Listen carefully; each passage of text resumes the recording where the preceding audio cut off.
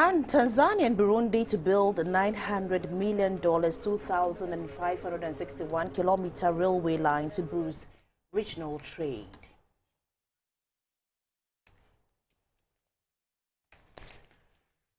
This is News coming to you live on GBC News and GTV. Hello, good evening. I'm Suyoko Kakucha. Welcome to the news. Good evening. My name is Shirley and Robert Fimpo Manso translates the news into sign language. From this academic year, which begins on January 18, 2022, government will undertake the national standardized test of all primary 2, 4 and 6 pupils to check their proficiency in literacy and arithmetic. This, according to the Minister for Education, Dr. Yao Oseduchum, will enable the government to introduce interventions where necessary. He said for the first time in the history of the country, 98% of primary 4 pupils in all public schools were tested in the last academic year. The Education Minister, who was speaking on GBC News' current affairs program, Talking Points, said the ministry's new education strategic plan for 2018 to 2030 is to ensure efficiency, effectiveness and sustainability in the sector. On teacher motivation, Dr. Oseduchum said the ministry would soon introduce incentives for teachers who are willing to be posted to the rural areas and even up to stay beyond the required period. What incentive do we create to ensure that people are willing to be posted to rural areas, and when they go there, they are willing to stay there? That is the Rural Teacher Incentive Program, a policy discussion that have taken too long and need to be jump-started so that we can really bring some finality to it and ensure that the teachers who want to go to rural areas know clearly that when you go there, there's some incentive for you. The Education Minister said plans are in progress to build technical colleges to transform TVET into a space for innovation using ICT. The interesting thing is that the technical education as we knew it has shifted. You're talking about manufacturing and you're talking about robotics. You are talking about how do you manufacture and create the robots. So things have shifted radically. So the TVET of yesteryears, where it was about sewing and catering and other things, hairdressing, things have shifted dramatically. That in other countries where TVET have transformed their fortunes, they are not looking at how do you do hairdressing, but they are looking at how do you manufacture a better hairdressing equipment. So you really have to begin to look at how do you attract your best and brightest into TVET so that it doesn't become the space where if you don't do academically, then you venture there. So that combination is a critical one. And I think what will help us a lot is when we begin to look at the curricula in the TVET space. If a student comes there and cannot read and write, don't take it for granted that in their field it's not needed. If you want them to be entrepreneurs, they need to be able to put together a business plan. So if they come in and they can't read, they can't write, it's incumbent upon us in the TVET space to do intervention for them. For students to understand that you come to this space to innovate. And innovating means you really have to be able to read and write and do some arithmetic. So the bottom line is this. TVET space should not be a space where we ask students who don't do well in the academic space. What it means is that we should strive to ensure that every student do well by the time they complete junior high school.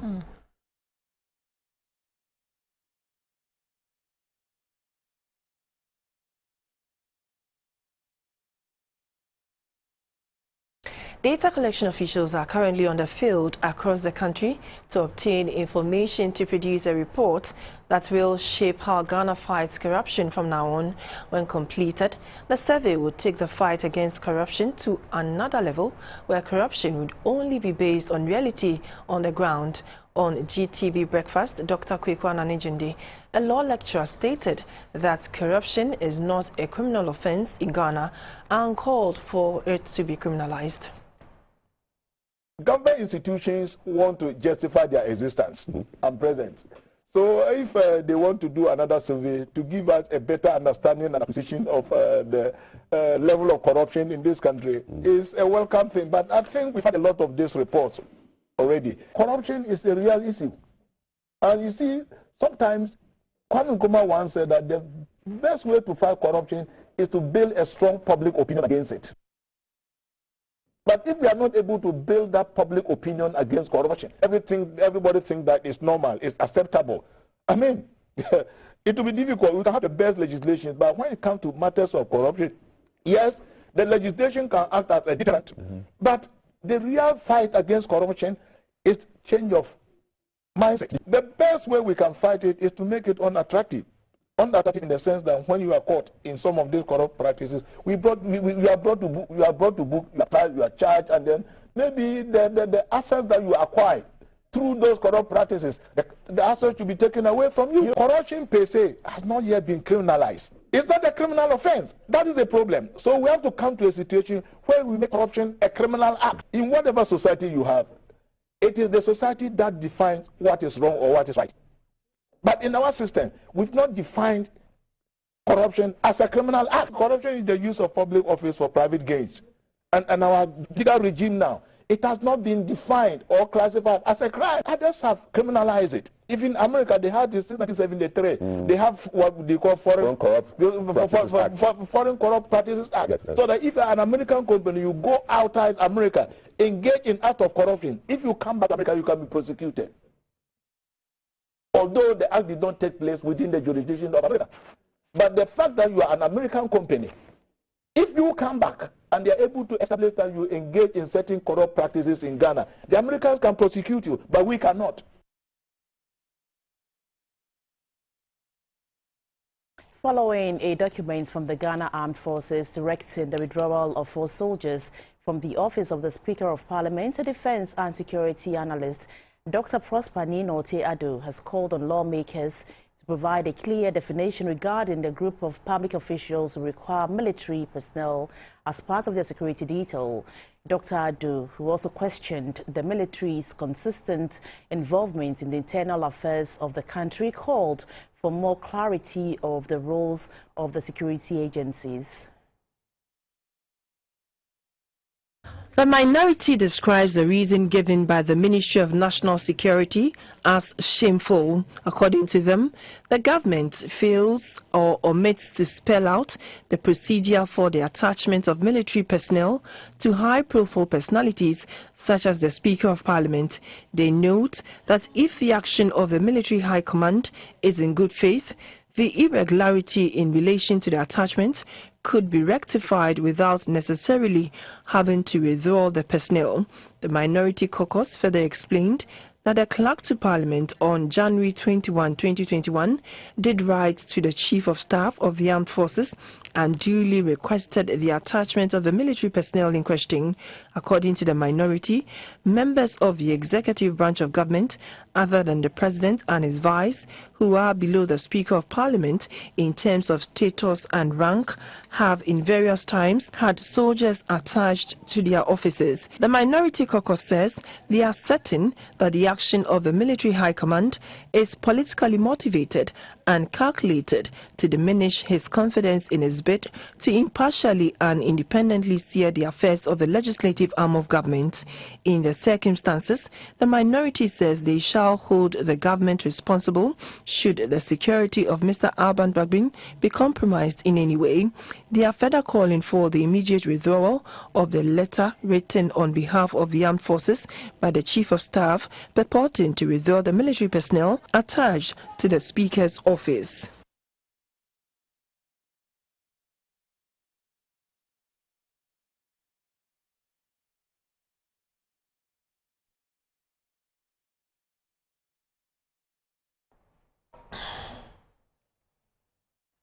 Meanwhile, the majority group in Parliament has reacted to a statement by the minority on the withdrawal of military details from the Speaker of Parliament. The group says in the history of the Fourth Republic, all the speakers have been provided with police protection and not military protection. It is only Mr. Sumana Bagbin who made a request to the Minister of Defense for military protection, and the Minister sent back the protection to accommodate him. It has not been a regular feature in parliamentary security considerations. The group added that the police protection for Mr. Gbagbin have always been in place. He has 4 police officers in his known residence, 3 police officers in his secretariat, and 5 other policemen in and around the Speaker's office block any day, any time. The group says none of the previous speakers had half of the police cover as has been accorded Mr. Gbagbin. It must be emphasized for the record that Mr. Gbagbin has been served with the largest number of security personnel for his protection that none of the previous speakers had. In the event, if the military insists on regularizing his security detail, how does that compromise the speaker's security or put him in harm's way, as the speaker himself has stated? We'll bring you more on this in our subsequent bulletins.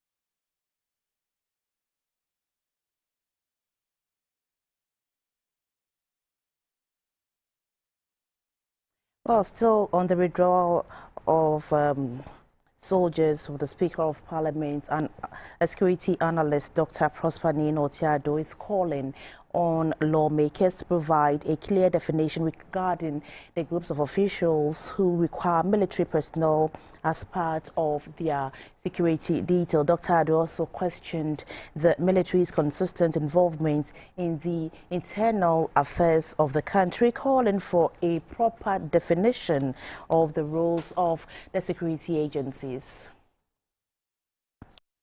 In the letter of the Ministry of National Security clarifying the issue, it made it clear that there may be certain cases where on need basis requests may be made.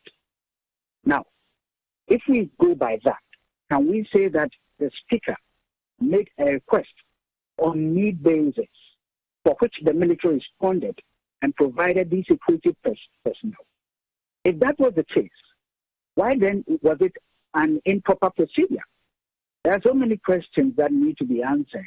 The issue of other personnel, other state officials having the military in their security detail was raised.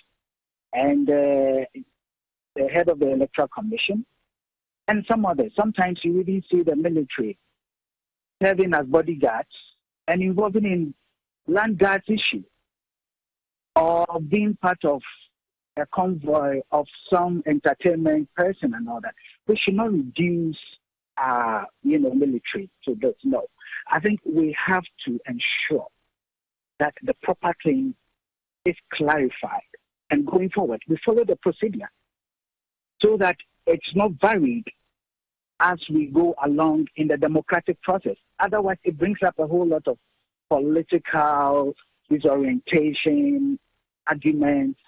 We spend weeks arguing when we should be creating a conducive environment for people to have jobs and also have food on their table. Still in news, our members of the Minority Caucus in Parliament say they are saddened and strongly denounce the withdrawal of the military detail attached to the office of the Speaker of Parliament, Mr. Alban Gbagbin, with effect from January 14, 2022. In a statement issued by the Minority Caucus, the Minority Leader, Mr. Haruna Idrisu, said, contrary to earlier claims by the Ministry of National Security, the Speaker followed all due processes in securing guards from the Ghana Armed Forces. Hence, the Military High Command had no difficulty attaching the military personnel in question to his office. The minority describes the reason given by the Ministry of National Security as shameful. According to them, the government fails or omits to spell out the procedure for the attachment of military personnel to high-profile personalities such as the Speaker of Parliament. They note that if the action of the Military High Command is in good faith, the irregularity in relation to the attachment could be rectified without necessarily having to withdraw the personnel. The Minority Caucus further explained that the clerk to Parliament on January 21, 2021 did write to the Chief of Staff of the Armed Forces and duly requested the attachment of the military personnel in question.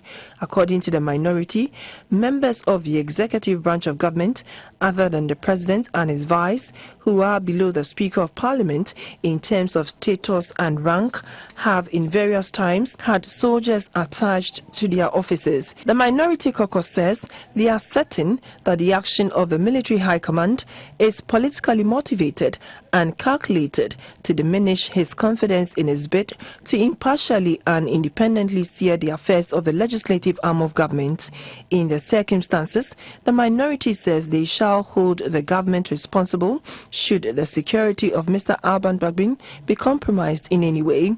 They are further calling for the immediate withdrawal of the letter written on behalf of the armed forces by the Chief of Staff purporting to withdraw the military personnel attached to the Speaker's office.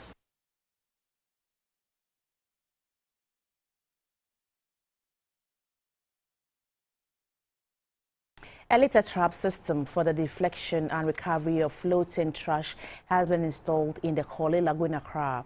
Known as the Desmond Hansa EB200, it is the first in West Africa and Ghana. The equipment will trap floating debris and stop plastics from polluting the sea. A total of 8 million tons of plastic waste leaks into the ocean each year. Thousands of tons of waste and trash are dumped into the ocean on a daily basis. According to environmental experts, over 1 million seabirds and 100,000 sea mammals are killed in the ocean by pollution each year. Ghana generates approximately 1.1 million tons of plastic waste per year, and about 5% of that is collected for recycling. Over the years, various organizations have been involved in cleaning campaigns, but many are short-lived as a result of lack of commitment and inadequate funding.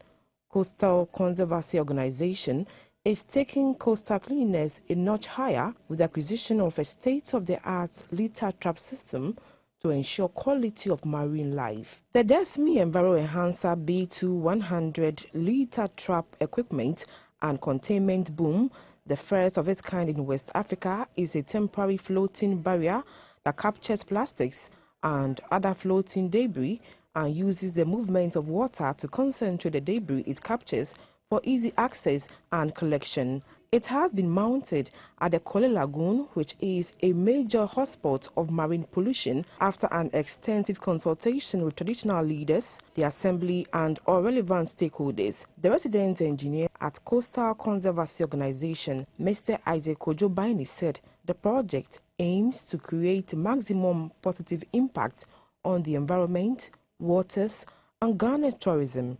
He adds that his agency will monitor the process to achieve efficiency. The booms will direct the debris into the basket, and once they get full, we leave the basket and then empty it, and then we sort the plastics out.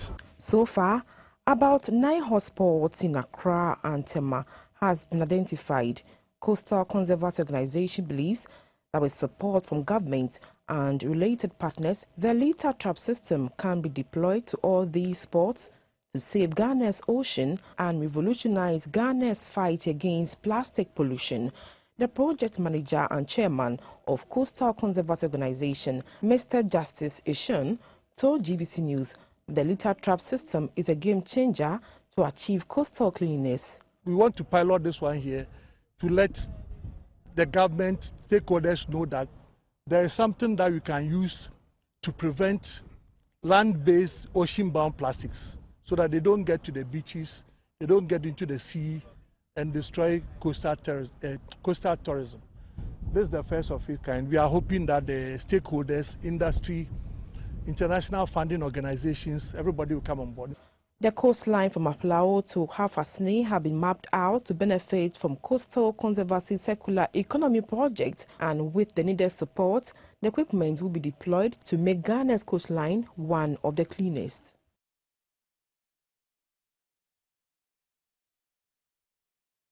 The president of Hungary, Mr. János Áder, has assured of his country's commitment to support Ghana in the agriculture sector to boost production. He said Hungary is willing to share expertise in the areas of soil management and the use of technology to increase yield. He was speaking at Cape Coast during a tour of the central region as part of his working visit to the country. Mr. János Áder and his entourage first paid homage to the Guamanhin Osaberima Kwesiata at the Amintamazi Palace. The liberation centered on mutual benefits for the two countries, especially in the areas of tourism and trade. Osaberima Kwesiata urged Hungary to assist Ghana in the agriculture sector. He said plans are afoot for Cape Coast to have a sister city relation with Hungary. Mr. Áder apologized for the atrocities during the slave trade era and assured the people of Cape Coast of better relations. He said Hungary has over the years made gains in agriculture and waste management and is ready to share expertise and technology to the agriculture sector. The Central Regional Minister, Madam Justina Marigold Assan, urged Hungary to consider the investment opportunities in the region in the area of tourism, salt mining and education. 100 students per the country, but we want a tailored-made something for the region, where the region, the indigents of the region will have access to those scholarships so that they can live the source of the region and then go to Hungary to extend. They can also come and have that exchange programs so that they can learn best practices, and then going forward, look at how these two countries can benefit from what they have in common. The founder of the Worldwide Miracle Outreach, Reverend Lawrence Tete, who was part of the delegation, also shared some historical events about Hungary and how Ghana can tap into the opportunities. Since 1961, students have been going from Ghana to Hungary. Most of them became lawyers, marketers, judges, police commissioners, and what have you. And so that is what is helping the nation now to develop. And Hungary exports education and knowledge. The president and his entourage later visited the Cape Coast Castle, where he laid a wreath to symbolize deepening bilateral relations between the two countries. The delegation also toured the Kakun Canopy Walkway.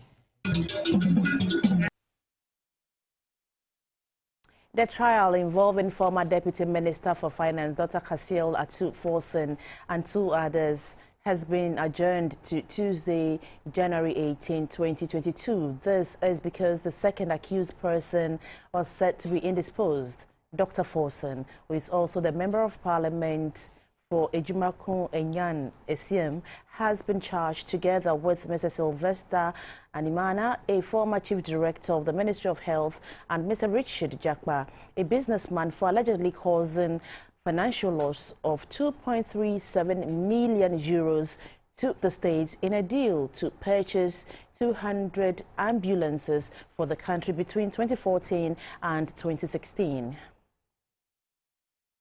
On Monday, January 17, 2022, the former Finance Minister, Dr. Kasiel Atu-Forson, and a third accused, Mr. Richard Jakpa, were present in court. The second person, Mr. Sylvester Animana, was however not available.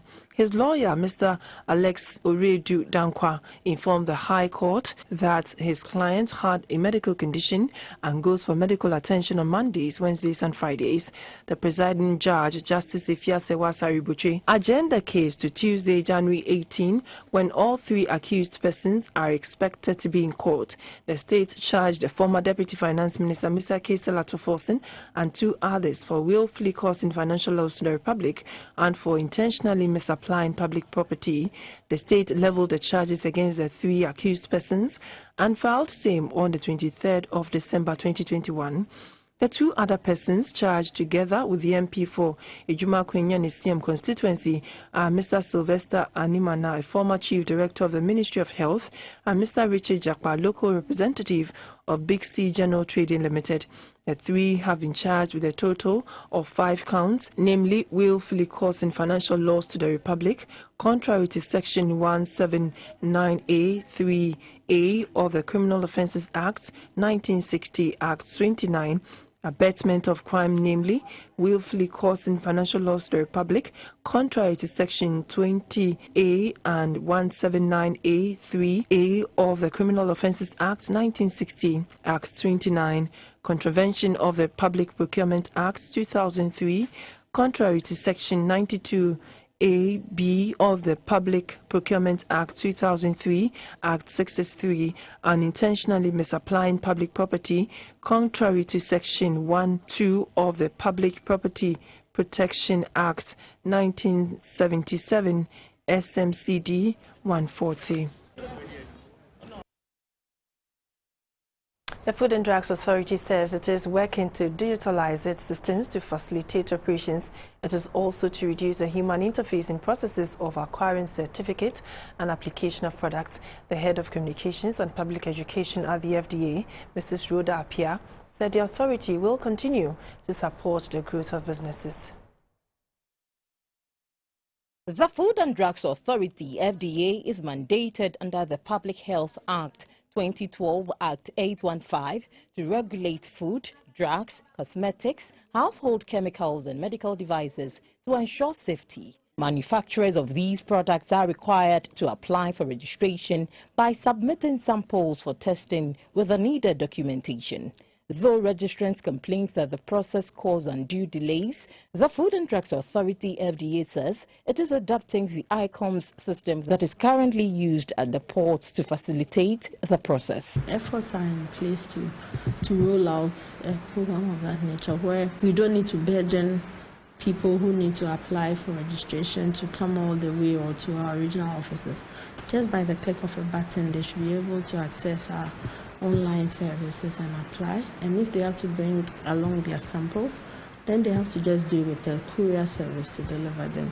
Results of the outcome of their applications will also be communicated to them, and then by that we introduce efficiency in what we do, reduce human interface and all the challenges that come along with it. The head of communications at the Food and Drugs Authority, FDA, Mrs. Rhoda Appiah, said under the innovative progressive licensing scheme, small businesses can register products with as low as 50 Ghana cedis. This is a scheme that takes into consideration the fact that we have cottage and small businesses who have the quest or who have they have the need to be properly regulated and supported. So with as low as 50 Ghana cedis, within a very short number of days, our team is able to review documentations, visit their facilities, and we are talking about cottage industries like Shito business, Tom Brown, plantain chips, groundnut paste, all the small businesses going on around. We are there to support them through the progressive licensing scheme, where standards are adhered to, but they are meted out in good measure or in a very considerable measure for them to be able to grow and ascribe into those bigger roles. So normally the certifications come in a color-coded manner. Mrs. Rhoda Appiah said the FDA takes pride in the growth of businesses and not against them. She says with implementation of the African Continental Free Trade Area, local manufacturers and businesses must be able to grow and compete. We believe that you don't only have to sell your shito in small places. You have, the moment you obtain the FDA registration, you are able to compete with any brand around the world because they all come in with that same requirement of registration. So you can now display your worth in all the big supermarkets around and even grow and get prospects of exporting the product to neighboring countries and all. So we are really for it. We are been playing critical role even in the intra-Africa continental trade area and protocols and arrangements to make sure that our businesses in Ghana are in readiness to compete and grow even on the sub-region and on the continent in general, especially taking advantage of the tariff-free regime that is being introduced. So the Food and Drugs Authority, FDA, says it will continue to keep up with information sharing and market surveillance to ensure the safety of food products, drugs, cosmetics and medical items on the market. For GBC News, Mavis Ofe Champong.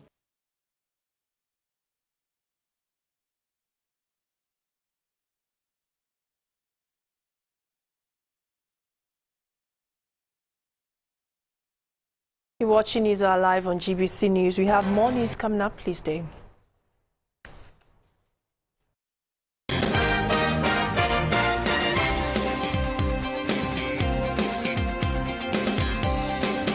Must be registered again with only the Ghana card. Yes, only the Ghana card. You will not be able to make voice calls, use mobile money services, internet, and all other services linked to your SIM card if you don't. To register, dial *404# and follow the prompts. You will be required to send the following details on your Ghana card: Ghana card number, surname, first name, date of birth, and sex. You will then receive a special code which you will present to your nearest service provider agent or customer care center for your biometric details to be captured. Remember to add your digital address. Dial *404# on your phone to start registering your SIM card today. For more information, contact your service provider on 100 or the National Communications Authority on toll-free number 0800 110622.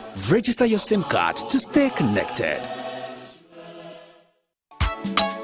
Egba namia doje chwale nya tokpode mia dokuonu chu malaria nu leyime efule miashi emo enne timiazo kwanto nenya kuebe ye fofukua yide doyope afi yoku afuna ogbole yide funa ope koji enumake gashiagame evelia mlo insecticide treated netma za siaza zablibwa kata etonlia dunududu nye yime amenyinule Enelia, achike yoyona be sulfadoxin paramitamin SP. Nyona ameifofu plevinotomakata. Ta no SP ale yo doctor ple nurse afia opepepe. Bawa tokpode wu cho malaria nu. Ye na wode COVID-19 pedodua oji. COVID-19 nye dolele yiva. Gake malaria galeji ame owu. Bemia de malaria da ekude nye ple wosianu.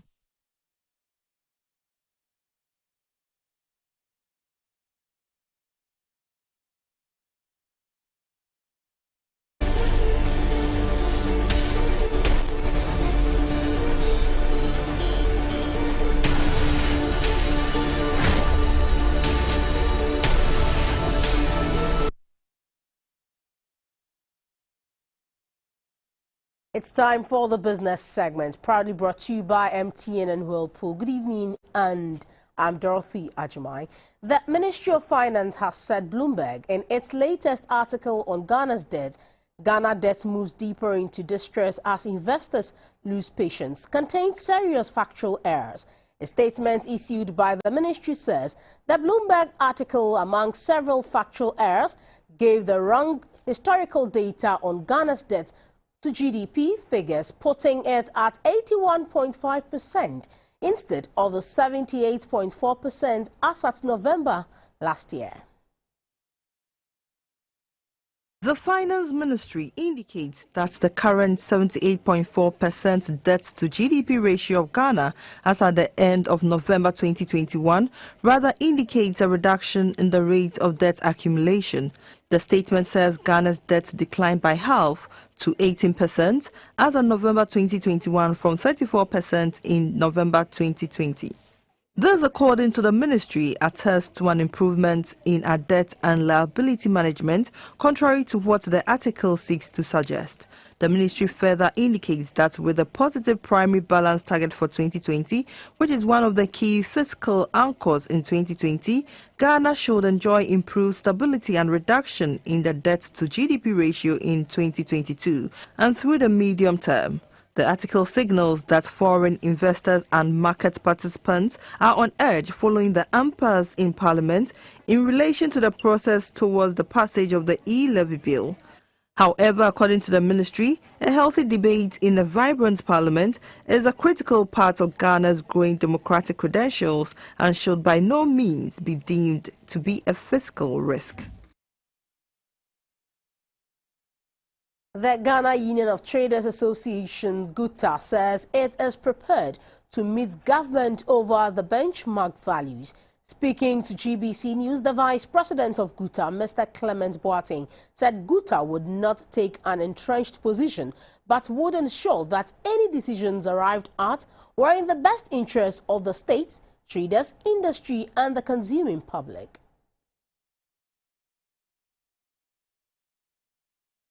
The benchmark value, which is the amount taxable on imports, was reduced by 50% for some goods and introduced in 2019. The import value for cars was also reduced by 30%.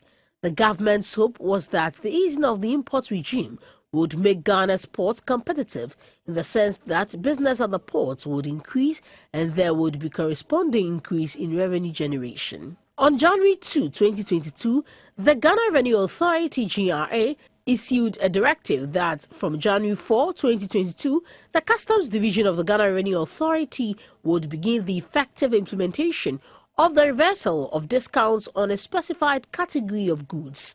But scores of aggrieved individuals decried the reversal idea and called on government to rescind the decision. Due to the controversy around the policy, government has since suspended the policy for further consultation. The Vice President of the Ghana Union of Traders Association, GUTA, Mr. Clement Boateng, said they are ready to meet government but would not take any entrenched position during the consultation process. Once the stakeholder engagement begins, I think we are all going into the table, not with an entrenched, position, but try as much as possible to come to a common ground for the interests of Mother Ghana. As part of measures to protect its members from the COVID-19 pandemic, GUTA, in collaboration with LCB Worldwide Ghana, has started fumigating the Abossey spare parts market and other market centers. More than 1,000 shops were fumigated in Abossey. Mr. Clement Boateng said although COVID-19 had impacted negatively on their business, GUTA was hopeful business would pick up as restrictions eased across the globe. Once we have realized that it has come to stay with us, it's just a matter of trying as much as possible to put in the necessary protocols so that business can, continue. My very last one. The Omicron variant seems to be spreading fast and havoc on the Ghanaian people, and the latest figures from the Ghana Health Service indicate that there are currently 9,020 active cases of COVID-19 in Ghana, with confirmed cases pegged at 153,514,508 new cases and 1,343 deaths. Recovery and discharge stand at 143,151. On the interbank markets, the cedi is trading at 6 cedis to the US dollar, to the pound sterling at 8 cedis 22 pesos, and the euro at 6 cedis 86 pesos. Next, other figures and also the price of gold, cocoa and light crude from the Commodity Board.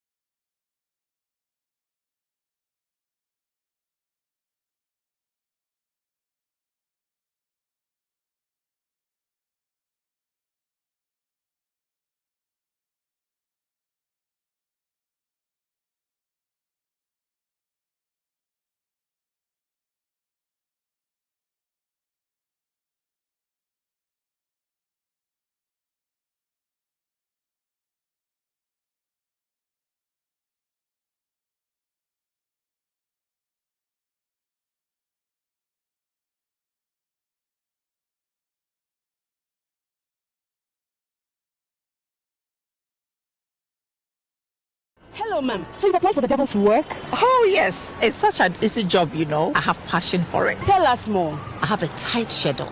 So to save time, I try to answer my calls and messages while driving. Is it not risky? But sir, listen. 120 kilometers per hour. On a 50 kilometers per hour road, I do. And small talking on the phone while driving, you say it is risky. It is not. But you and your kids are not strapped in. I know. And these children, they are tough. Don't mind the body. So how do you feel about yourself? I feel proud. I love my job. Are you sure you are not the devil? Make you not do Abonsamejuma. Stay alive. This Stay Alive campaign is brought to you by the National Road Safety Authority.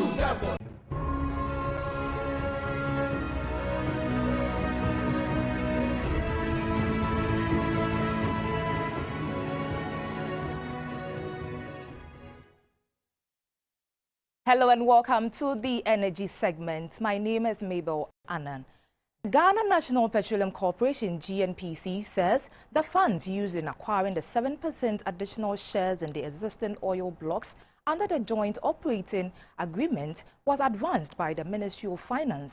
GNPC will repay the money fully with interest using proceeds of oil sales by its subsidiary GNPC Exploco or Jubilee Oil Holdings Limited.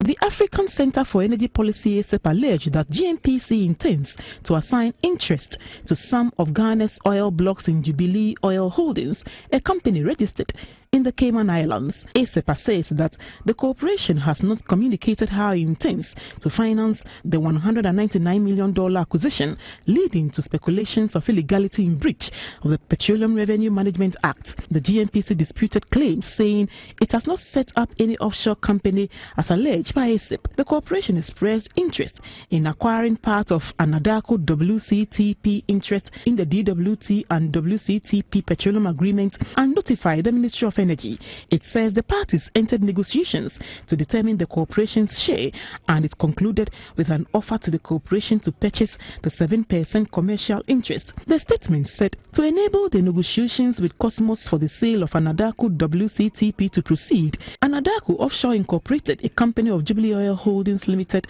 in the Cayman Islands, was to hold the 7% commercial interest in the interim while the parties negotiated and finalized the commercial terms of the transaction.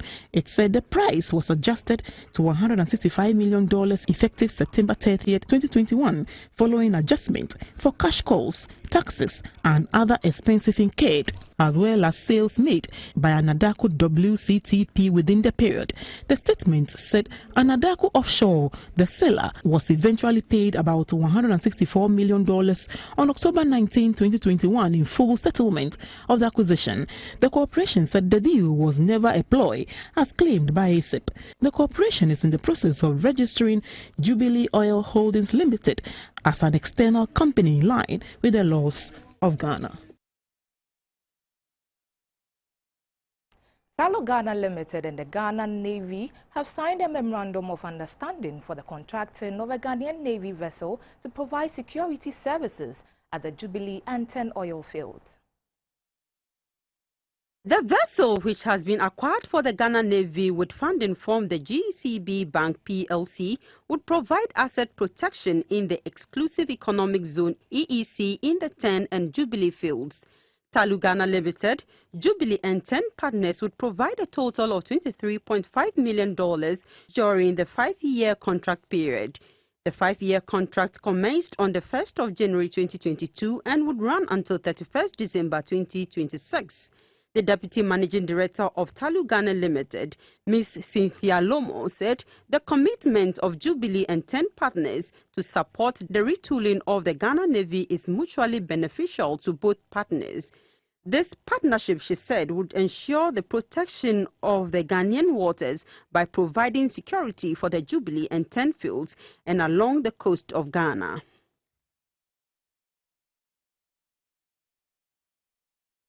And that's how we wrap up for the Energy News segment. My name is Mabel Anna. Whose stories teach us perseverance, logic, decisiveness, and self-confidence. Being strong is not just about physical abilities, but also emotional, intellectual, and mental strength. Women's Voice is a platform to hear and share stories to encourage women and girls. Women are the real architects of society. It is they who provide the foundation of power, grace, wisdom, justice, creativity, and hope. Join us live every Monday at 4 p.m. on GBC News and GTV. Wednesdays live at 4 p.m. on GBC News and a repeat on Saturdays at 4 p.m. on GBC News and Sundays at 3 p.m. also on GBC News. Women's Voice. No one can make you inferior without your consent.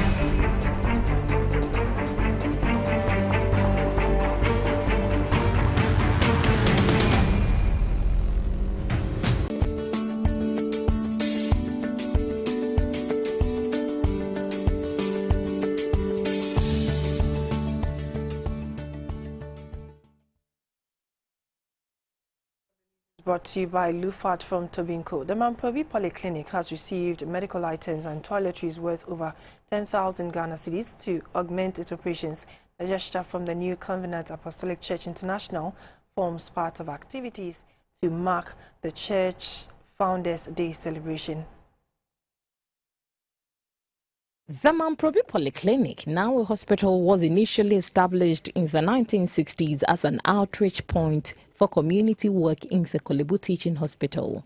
Located in the Ablikma South sub-metro, it was recently upgraded to the status of a primary hospital to meet the health needs of the growing population of Ablikma South sub-metropolitan districts and its environs. Though it offers a 24-hour all-round services to patients in the metropolis and beyond, the senior nursing officer at the Mamprobi Hospital, Mrs. Christiana Diapa, said the hospital needs more assistance. In this regard, the New Covenant Apostolic Church International donated some medical items to the hospital. The items donated include toiletries, detergents, hand sanitizers, nose masks, boxes of medical overalls and gowns for nurses and doctors, as well as patients who will be on admission. The General Secretary of the New Covenant Apostolic Church International, Apostle John Ankong, said the donation forms part of the celebration of their Founders' Day and is also to give back to society. He entreated more organizations to offer assistance to health facilities, especially during these trying times of COVID-19, since government cannot do it all. The health segment was brought to you by Lufat.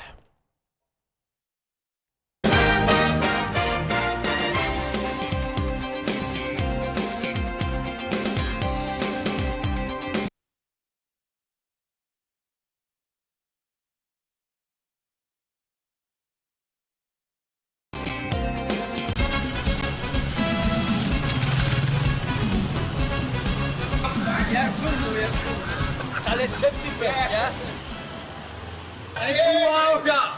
Carry on. Officer, are you doing the devil's work